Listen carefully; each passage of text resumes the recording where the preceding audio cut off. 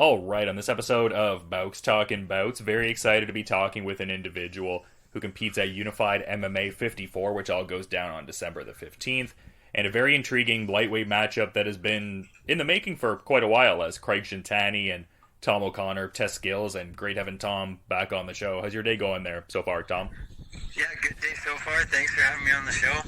Feeling good. It's fight week, so, always the highs and lows and intensity of just preparing the mind and sharpening everything, just making sure it's pinpoint ready for Friday night. Yeah, and you're a very cerebral, analytical guy from different past chats we've had. How does, the overall approach, cognitively, as you're in fight week, differ from maybe how the mindset is at, prior points in the camp?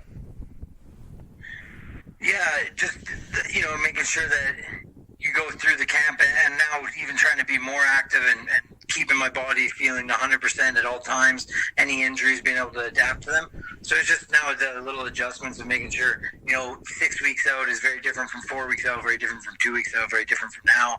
And you're just going through it with the team and talking openly with them about, okay, what am I feeling? Is it hurting? Does something need to be fixed? And then is it, the body and training, or is it the mind? And do I just need to maybe relax, recharge, or any of that kind of mind or body or soul, right? Yeah, no, for sure. And, looks like a pretty big accomplishment happened relatively recently. It'd be remiss if I didn't, mention the receiving of the Brazilian Jiu-Jitsu black belt there. So big congrats on that, man. Yeah, thank you so much. That was obviously a huge moment, and just so honored and grateful to get it, and to get it from Joe Moreira and that lineage is just an incredible honor. Definitely a whole new chapter begins, and it's like they say, go from white belt to now, and then it's just the beginning starts all over again, and I got many more years of work to be put in, many more hours of training on the mats to be put in. Yeah, and that's the cool thing about martial arts, because as much as this next fight is, a chapter in your own individual story, it also serves as an expression, of that, Joe Moreira lineage you're talking about. Just as much as you're, showcasing, your skills, you're also showcasing kind of those different lineages that you're a part of with, Joe Moreira, even Brad Wall, etc.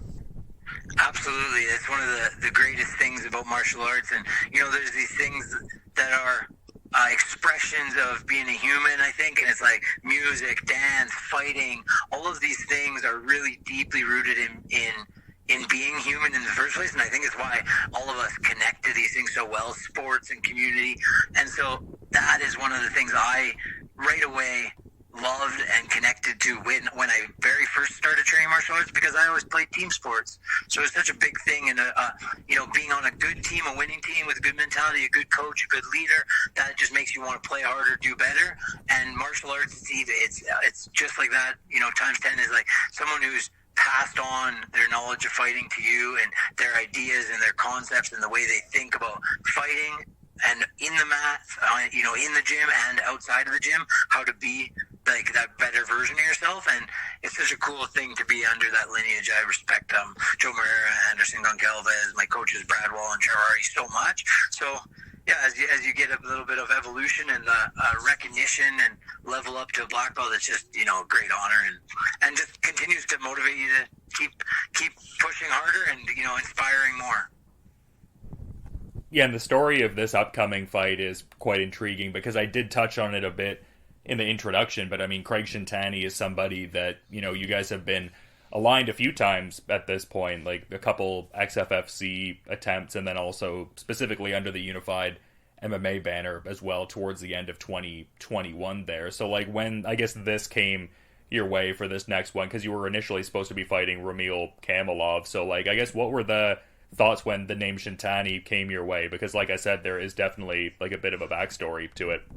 Yeah, absolutely some backstory, and being in local MMA and being fighting here in Alberta and Canada, we're gonna be be crossing paths with those people, and it's just no, I look forward to it because it's a fight that's been building up over years, and I've had to be the one to kind of unfortunately pull out because of injury in the past, and so it's an opportunity for me to kind of right that wrong, and also just it's a super fun stylistic fight. It's a challenge of a similar game style where we have this forward heavy pressure, skilled grapplers. He's strong, he's athletic, he's fast, and has that explosiveness. And then on top of that, he's a good grappler, so he's going to be playing the chess game with me and along with me as I try and put the pressure on him and just be a step ahead of him and lead the dance in the chess game. So it's, as a stylistic fight, it's super exciting because it's a tough fight. And as you know, with me, that's what I want. I want to be making sure I'm challenging myself and having these fights that challenge what I'm trying to do and what I'm trying to accomplish in the gym and my style. And so, yeah, it's in that sense a really exciting fight. Have to be adaptable to change from Ramil to him, but that's the sport we're in. Making sure you're adaptable and able to kind of go with the ebbs and flows of the game. I was going to say, I mean, this isn't necessarily directly related to the Shintani fight, but something I was noticing with like some of the build-up towards the initially scheduled Ramil Kamilov fight, it seemed like he was getting a little heavy into the banter a little bit. I felt like I didn't see as much of that on your end. Is that, I just kind of find it funny because you seem like one of the kinder kind of guys in the game. Like, you just strike me as a funny guy to trash talk. I got no bad blood in it, and like, I love it too. Like, some people think he's witty, like the way he's talking trash and selling the fight and hyping it up, and that's a big part of marketing yourself in MMA. So, for some people, that's a big way to do it. Some people use it as intimidation factor, all the mental games that are going on when you're going into a fight. But the big thing is, I think, marketing and selling it and making it exciting. And I think he was really, at the end of the day, making a business move, being like, hey, this is a good opportunity fight for me to fight Tom, and if I can get that fight, I want that fight. And so, yeah, power to him. And I thought that some of it was funny, and it was, it was like, I don't end up doing that. So, but mostly just, I'm not as quick and cunning, no.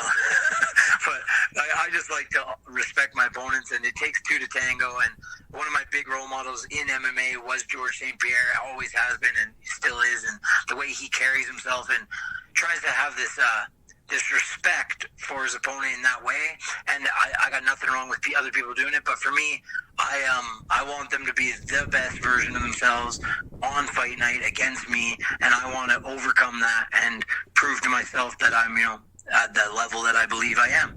And so it doesn't take any trash talk or banter for me to sell the fight. I love doing it. I'm going to show up, and if the fans love watching my fights, then come out and enjoy, because I'm going to be putting on the same show, always trying to push the pace and just deliver in the ring, and outside the ring, be friendly and fun, and enjoy your time outside the ring. Yeah, and I guess partly why I bring that up too is because, I mean, that Kamilov fight was initially one that was, a lot of excitement behind it, like people really looking for it, but I think it really speaks to the prevalence of Unified MMA as like the big show in Canada now, that they were able to find a replacement like this where it's like, oh damn, like I'm just as interested in this one because there's so much history and skill kind of intersecting. So it kind of speaks to like Unified's profile in a way. Absolutely, I couldn't agree more. It really shows that Unified is a step above, and it is the ultimate proving ground for Canada.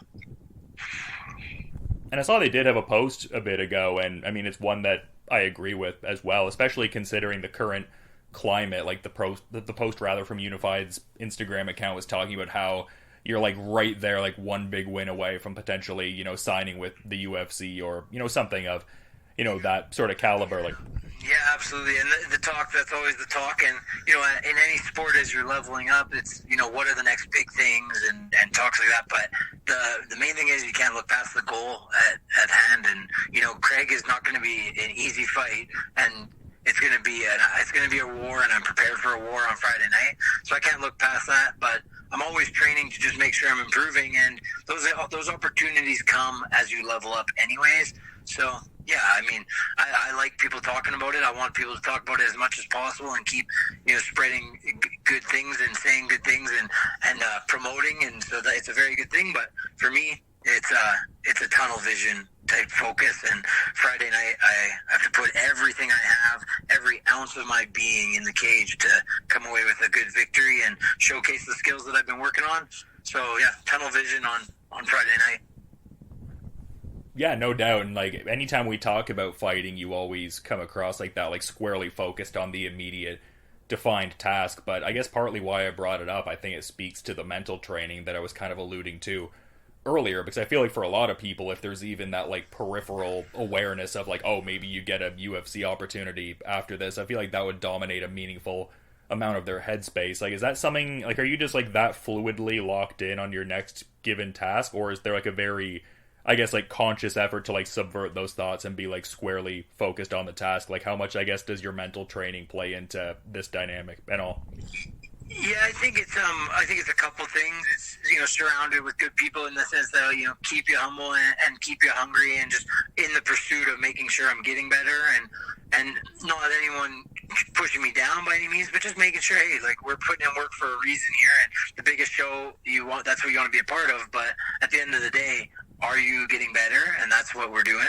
And then on top of it, I think, just the mental game of I've always loved sports and athletics, and that the mentality of these things, the adventurers that are trying to pursue doing things that no one's ever done before, the skydivers, like these people that are willing to go outside, the Wim Hofs that are willing to do these things and go outside, is like that mentality to really push the limit and push yourself to figure out how great you are. That it does, you just got to set your goals and have your goals along the way. But because I've always been so interested in that space and interested in these guys that are, and these people, these incredible people and athletes that do this stuff, that mentality's always just kind of been just almost through osmosis learned. And like, a big fan of the New Zealand All Blacks and looking, okay, what's that organization do? And they talk about things like that. You can't get past your beginnings of what the work that you put in to get there. You have to still be putting in that work. Sure, you're developing and evolving, but you can't forget where you came from in that way. And so that at the start of at the heart of my mentality is, hey, there's still more work to be done. And that, I think, helps keep me grounded in that, is not getting too excited about anything big. Is I want to make sure that I'm going to the gym and putting in the work all the time, and the cards will fall where they may. Control what I can control. Yeah, and I think it helps, too, that you're never a guy when I talk to you, it's like, oh, how's the specific camp going? Like, it's just, this is your lifestyle, like, it's who you are, it's a day-to-day habituations sort of thing, so I feel like that probably helps as well, just the consistent linear focus. Absolutely. I think it's just, it's just literally part of my day-to-day life, so it's just, nothing changes.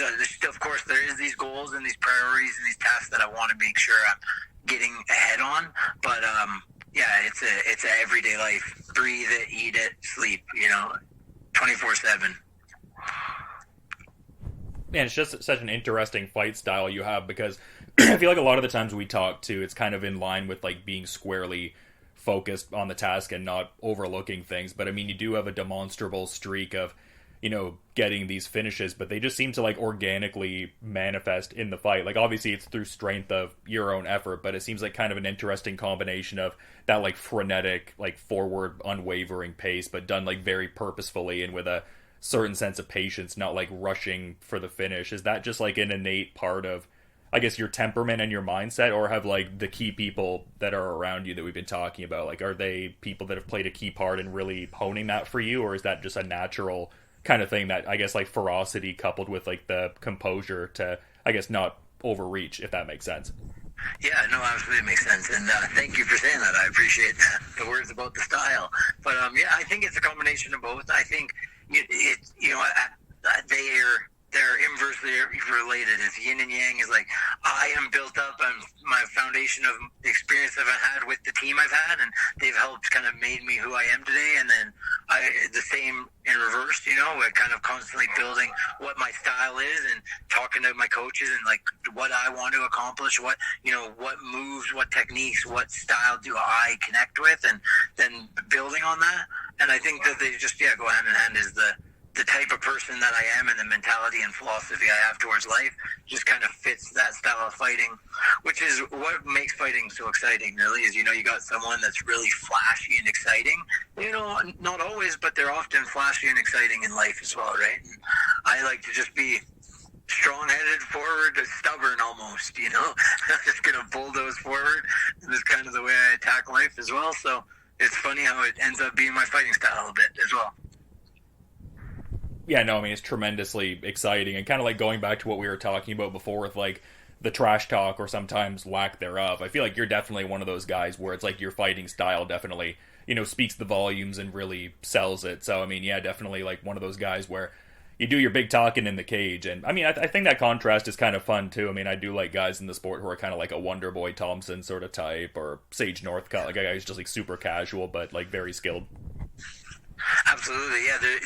There's room for every type of person in the sport, and right, it's like it's athletes in general. It's who do you connect with? Who do you have fans of? Like, who do you most connect with and see the expression of yourself in them? And that's lots of times who you become a fan of. So yeah, it's good. I think. Same thing. It's funny because you'll be a fan of one fighter that's flashy and talks trash, and it's like, oh, and you're like, for some reason I just like this guy. He's awesome. I'm a fan of him. And then the next guy is stoic and doesn't say much and always kind of quiet, and you like him too. The Fedors, you got kind of a Wanderlei Silva or a Fedor. Well, you can like both of them. You can connect to both of them for different reasons, but that's true. Martial arts is such a true expression of who you are. So that's one of the things we love about it, I think. Yeah, for sure. As much as like the skills are a key part of it, like the persona or character, quote unquote. I mean, definitely a big part of it also. But it's always great getting to talk to you ahead of these fights, man. I feel like you've got such a great mind for the game, and I mean, just such an exciting fight coming up. So I had to get some insights before it all went down, but also do want to be mindful of your time as well, Tom. So in saying that, do you have perhaps like a final parting thought you'd want to touch on as we're sort of wrapping up here, man? Yeah, no, just thanks for having me on. I always appreciate coming on, and talking fights, and then getting my mind and into talking about what's upcoming, and just discussing it. I always enjoy. So thanks for having me on. And last thing would just be to thank all my team, everyone at PFA, all my family and friends that support, and everyone that comes out, and always training partners that are always working with me. My sponsors, Emerge Mortgage Group, Liquid Empire Heating and Plumbing Group, Frontline Towing, and Forged Iron Stout, or Forged Stout is another one. It's just new, just got it today, and so it's super exciting to be a part of them. They just sponsored Unified as well, so really excited to be working with them. And yeah, just thanks to all my support and all my team. I was gonna say maybe a little something to dip into after the co-main event here. Yeah, we'll see. It'll be there, so I'll have to get a photo with it, send it to Connor or something. Yeah, well, like I said before, I mean, yeah, absolutely. Yeah, no, tremendously exciting fight, man, and gonna be definitely peeping this on UFC Fight Pass. And to reiterate, thank you for making the time, just a few days out from this Craig Shintani fight. And as someone who's kind of followed the Canadian scene for a few years now, definitely have been excited for this one for a while. So to that point, to reiterate, thank you so much for the time, and have a good rest of your day, man, and looking forward to peeping this one when it goes down as well. Awesome, thank you. Yeah, don't blink. Keep your eyes out.